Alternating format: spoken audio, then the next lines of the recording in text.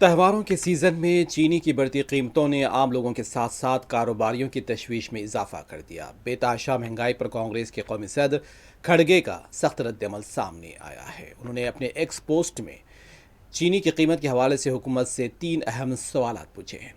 کانگریس صدر اپنی پوسٹ میں لکھا کہ تہواروں سے قبل چینی کی مٹھاس میں مودی حکومت کی پالیسیوں کی کرواہٹ گھل گئی۔ کھڑگے نے ایکس پوسٹ میں مودی حکومت سے براہ راست 3 سوال کیے ہیں۔ دنیا کے بڑے چینی پیدا کرنے والے اور برآمد کنندہ ہندوستان میں آج چینی کا اسٹاک 9 سال کی کم ترین سطح پر کیوں ہے؟ نوبت برآمد روکنے اور 10 لاکھ ٹن چینی ڈیوٹی فری درآمد کرنے تک کی پہنچ گئی، اور یہ ایسا کیسے ہو گیا؟ 3 ماہ میں چین تقریباً 40% مہنگی ہو گئی۔ تہواروں سے قبل عوام پر پڑنے والی اس مہنگائی کی مار کا ذمہ دار کون ہے؟ جب ملک میں چینی کی کمی ہے اور حکومت بیرون ملک سے چینی منگوا رہی ہے تو گنے اور اناج کو E20 کے لیے ایتھنول بنانے میں جھونکنے کی پالیسی پر نظر ثانی کیوں نہیں کی جا رہی ہے؟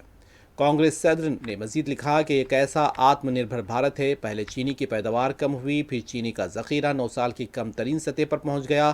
اب بیرون ملک سے چینی درآمد کی جا رہی ہے اور دوسری طرف گنے کو پیٹرول میں ملانے کے لیے ایتھنول میں جھونکا جا رہا ہے۔